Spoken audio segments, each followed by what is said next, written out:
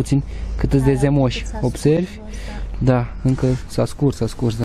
Câteva bucățele. E, cred că ai să te frigi. Vai, ce bine e. Puțin rumenită, gălbuie, super aromată, miroase super bine. Vă salut și bine v-am regăsit la un nou videoclip, dragi prieteni. Eu sunt Bogdan și voi vă uitați pe canalul Viața la Țară. Dacă nu sunteți încă abonați sau dacă e prima oară când vă uitați la un videoclip pe care vi l-a recomandat probabil YouTube-ul, vă invit să vă abonați, poate să vă placă videoclipurile pe care le postăm pe acest canal. Astăzi împreună cu familia o să facem la această afumătoare electrică de la Drevos, o afumătoare electrică performantă cu tabletă, după cum bine o știți pentru cei care sunteți mai vechi pe canal. Am făcut și o prezentare, am mai multe videoclipuri în care am făcut și rețete și prezentarea, unboxing-ul acestei afumători. O să vă las link-urile în descriere pentru cei care sunt curioși și poate vor să le vadă sau nu le-au văzut, să le revadă. Astăzi o să facem pulpe de pui marinate, pregătite. O să mergem prima dată în casă, unde mama soției mele o să le pregătească. O să vă arăt cum face ea rețeta și după care o să revenim cu ele afară și o să le băgăm în afumătoare, la afumat. Momentan afumătoarea nu funcționează, este oprită, dar când o să o pun în funcțiune o să vă arăt care o să fie și setările, cum o să aranjez. Pot să-mi fac setările deja, să le pregătesc dinainte, pot să-mi aleg o rețetă pe care o are deja incorporată în tabletă și are și pentru pulpe, pentru carne de orice tip și nu doar carne. Această afumătoare, pentru cei care nu știu, încălzește, adică poți să și fierbi în ea, are mai multe moduri, este ca un fel de cuptor electric, dar mult mai mare. Adică pe lângă faptul că este și igienică, poți să o curezi foarte ușor, am prezentat și aspectul ăsta. Poți să încălzești, poți să faci la cald, la rece, poți să faci cu fum sau fără fum, ai de ales, poți să fierbi, poți să faci foarte multe rețete pe care pe parcursul să le mai facem și noi în funcție de timp. Așa că astăzi am ales să facem ceva pulpe și pe lângă asta avem și o vecină care o să facem împreună, gen jumate-jumate. Noi ne-am pregătit pe ale noastre, ea o să le aducă pe ale ei, o să fie carne de pui și le băgăm în afumătoare și după care așteptăm să mâncăm. Sincer, băi, deci mi-e și foame. O să mai dureze aproximativ 2 ore și ceva până le pregătește. Deja ele au fost pregătite în casă. Mergem să vă arăt procesul împreună cu mama soacră și după care revin acasă, le băgăm la afumătoare și dăm start. Pentru cei care sunt interesați de orice model de astfel de afumători standard sau cu tabletă incorporată sau alte modele și adaptări pe care le puteți face de la cea mai mică până la cea mai mare, pentru că au 3 modele cu tabletă, 3 modele fără tabletă, aveți linkul celor de la Drevos Internațional în descriere. Acolo puteți să vă duceți să vizionați, nu vă costă nimic dacă vreți să vedeți și poate să vă placă cu siguranță. Am mai specificat, ușa se poate face și din sticlă, se poate să vezi în interior, poți să-i atașezi stăvițe, grătare, tijele metalice să le pui în plus după cum dorește fiecare client. Ăsta e modelul pe care eu îl dețin, mai multe nu discutați cu mine, eu o să vă răspund la întrebările la care pot, să-mi adresați în comentarii, în rest puteți să sunați, aveți și numărul de telefon în descriere și e cel mai sigur, nu vă costă nimic, informațiile le puteți lua gratis de la furnizor. Așa că hai în casă. Pentru început, pulpele se pun la saramură. Eu am folosit la 1 litru de apă 90 de grame de sare grunjoasă. Și se pun pulpele pentru 12 ore. Eu deja le-am pus aseară, au trecut 12 ore, acum o să le leg pe fiecare cu o sfoară de picior. Dar acum, aici în această cană, eu am apă clocotită și o să fac o infuzie de condimente. O să pun frunză de dafin,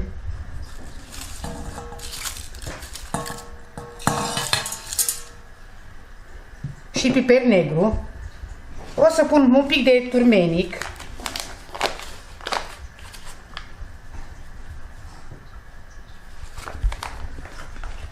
un pic de curry.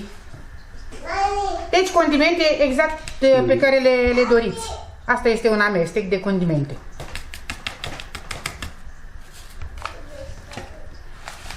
Un pic de oregano.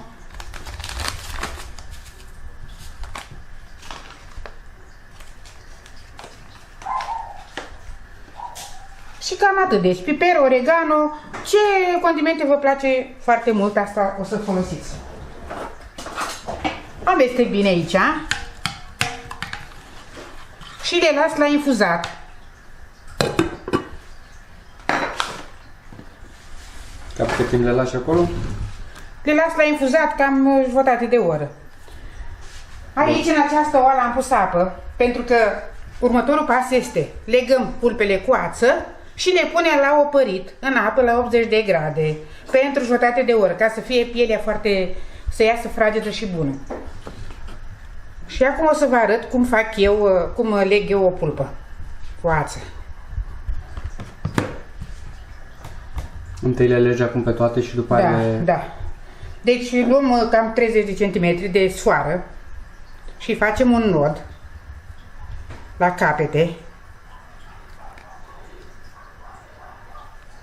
Vedeți? Așa. Și acum, partea cealaltă o întoarcem. Degetele ținem așa și prindem aici, facem un laț. Prindem pulpa cu acest laț și strângem.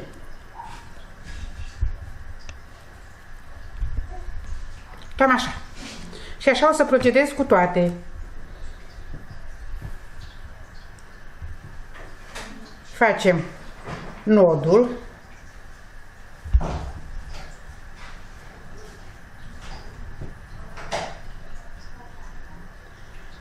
Deci, băgăm degetele prin interiorul acestei sfori și prindem cu ambele degete și a ieșit lațul.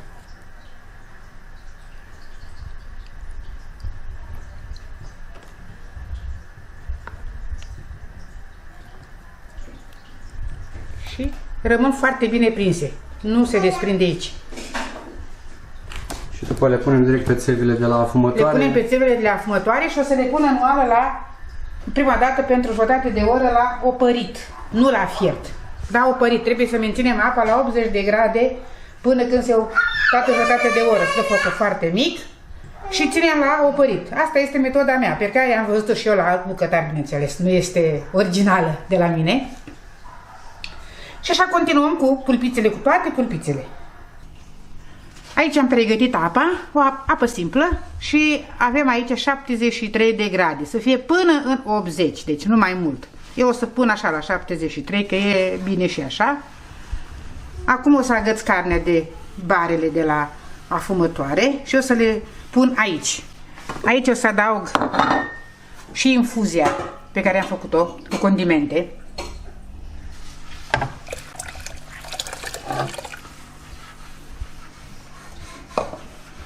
Acum o să agăț pulpele direct de bară.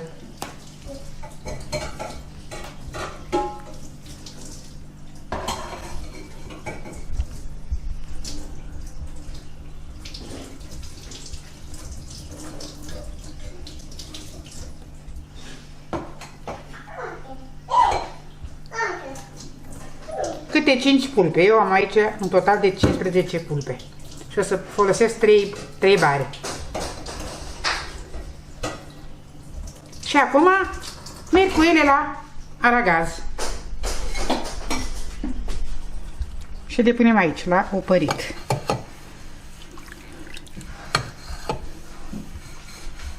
Și acum o punem pe următoarea bară, alte 5 pulpe.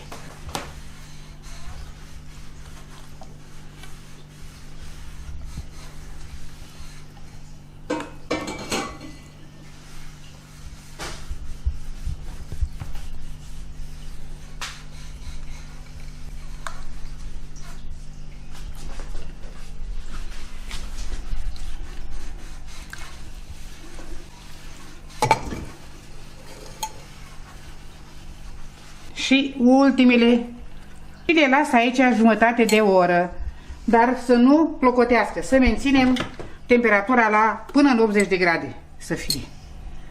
54 de grade. Vedem cât este acum. Normal că e un pic mai puțin acum.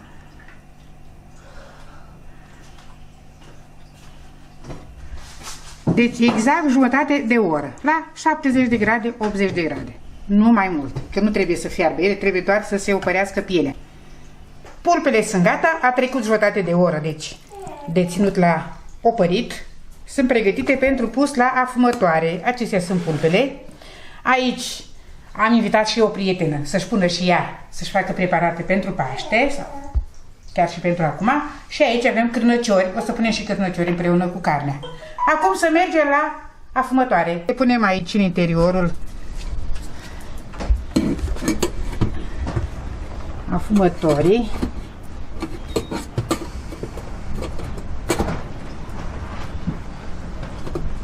Le așezăm intercalat.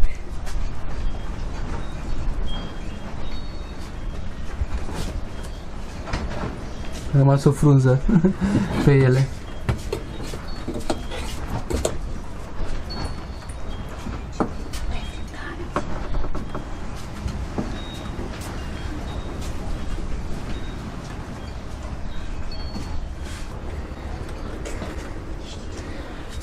Nu vă puteți imagina cât de bine miroase deja și încă nici măcar nu sunt fierte și afumate cum trebuie. Adică aproape deloc. Abia acum o să îi dăm drumul. Și cărnatul așa, vezi să nu alunece. Am pus o tavă, deși jos e spațiu foarte ușor de curățat, dar am pus tava și mai protejează și mai bine. O luăm și o spălăm foarte ușor. Așa. Și cârnăciori. Da. Acum o să-i dăm drumul timp de o oră la uscat și la copt să fiarbă, da. Acolo în propriul suc.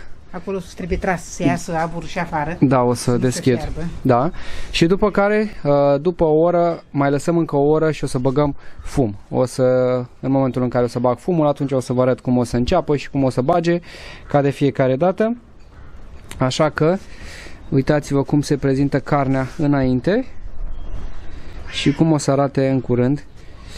Avem pe aici o parte din pisicuțele noastre care au fost și ele puțin răsfățate cu niște bucățele de jumeri.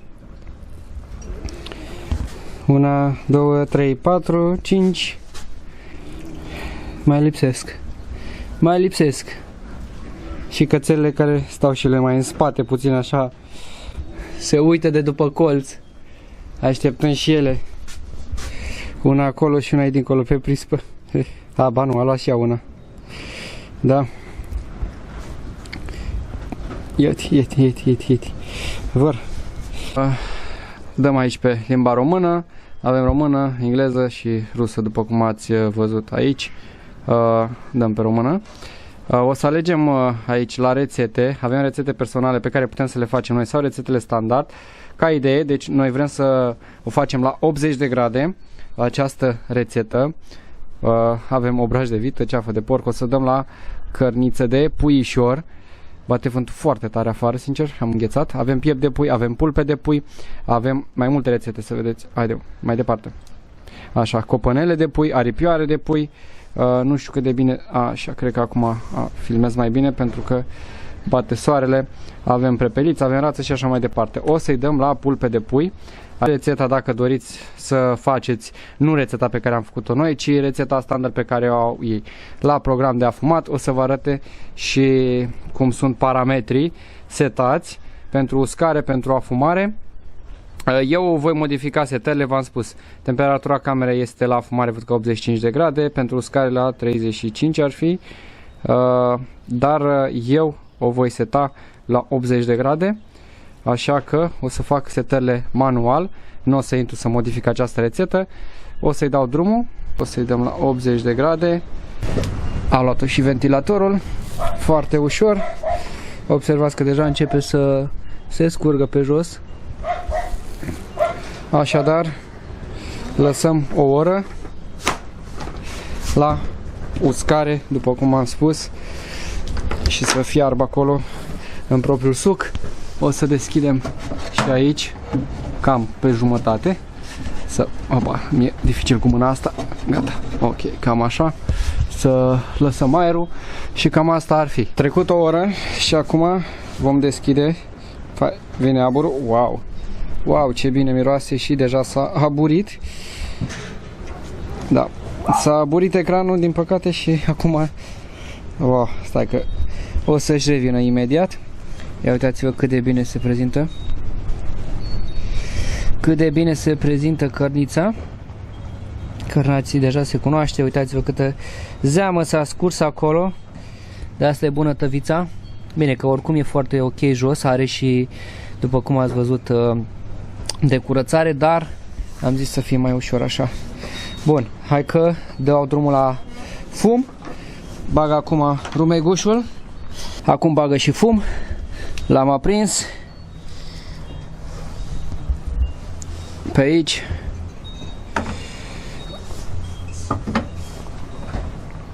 Cu ajutorul acestui furtunaș împinge fumul în interiorul afumătorii. Hai să vedem puțin cum se prezintă și în interior. Da, deja iese afară. Mi-am afumat ochelarii. Nu se vede că abia acum am început să bage. Ia, uite că acum începe mai tare. Acum o să înceapă mai puternic. Bate și vântul. Am lăsat și sus puțin întredeschis. Cam așa iese. Să facă tirajul. Mai ales pentru că bate vântul foarte tare și este o vreme ca de iarnă, deși este primăvară și aproape vine deja Paștele, dar vântul bate foarte tare.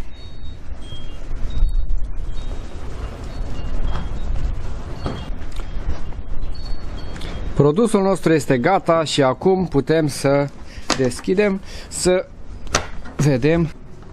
Ui, oh, stai că mi s-a aburit din nou. Oh, ce bine arată. Ce bine arată, dar nu se vede bine pe cameră că mi s-a aburit. S-a scurs jos. Da. Da. Mult suc. Pieptul ce bine arată. Le mai lăsăm puțin? Mai lasă. Da, acum în funcție de fiecare, cât de mult vrea să fie afumată sau să fie mai crocante, mai suculente, depinde de fiecare. Acum vă puteți hotărâ pe moment, atunci vedeți, verificați. Arată super, super bine. Pătrunse bine. Despătrunse, nu? Da, da. Mai lăsăm puțin? Mai lasă. 10-15 minute? Ok. Bine. Ăștia Cărnații cred că-s gata, arată super bine. Da, rezultatul final. Ne dăm la o parte să iasă tot aburul și fumul. Și iarăși mi s-a aburit ecranul și obiectivul, dar cam așa arată. Cum arată, ia zi? Da, cum miroase, deci cum ieși din casă, imediat simți mirosul. Vai de bine, ce bine. Ia, hai. Câteva bucățele. Cred că ai să te frigi. Vai, ce bine e. Da, știi care e ideea? Că acum va trebui. Vai, cum arată pieptul. Wow, wow. Da. O să le scoatem acum și revenim. Mai de mine. Ce bine arată, de uite, zici că cade pe carte. Observi? Ăștia, uite, deși parul scați, uite-te puțin cât îți de zemoși. Observi? Da, încă s-a scurs, da. Foarte frumoși. Da. Oh, se rupe? S-a rupt? S-a rupt? La limită. Ah, nu, ăla e ok. Da, și pisicile se adună la miros. Da, bineînțeles. Da. Ia uitați cum arată. Așa se prezintă carnea. Puțin rumenită, gălbuie, super aromată, miroase super bine. Pielea asta e așa puțin crocantă, dar în același timp foarte moale. Se rupe extrem, extrem de ușor. Deci nu vreau acum să rup, dar foarte bine. Și uitați-vă cum arată pulpele.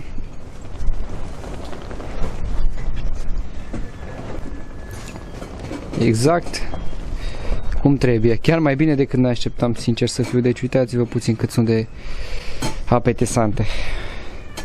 Da, cam ăsta ar fi rezultatul final, dragi prieteni. le vom duce în casă și cam acesta ar fi și videoclipul. Dacă v-a plăcut, nu uitați să apăsați pe butonul de like. Vreau să vă spun că în descriere găsiți canalul mamei soacre, Victoria Florea, link în descriere, puteți să vă abonați, acolo face diferite rețete de la prăjituri, la mâncare, la absolut orice, croșetează pentru cei care sunt pasionați, face tutoriale. Dacă vreți să o susțineți cu o abonare, cu un like, să-i spuneți acolo pe canal și să vedeți ce face, ce postează, după cum am spus. Așa că, și bineînțeles, linkul de la fumătorile Drevos îl aveți tot în descriere. Cam asta ar fi videoclipul. Ia uitați aici că a scos și restul, cam așa se prezintă și celelalte care sunt ale vecinei. Noi am făcut doar pulpe, ea a adus niște pulpe cu piept și cârnăciori 2. Cam asta ar fi.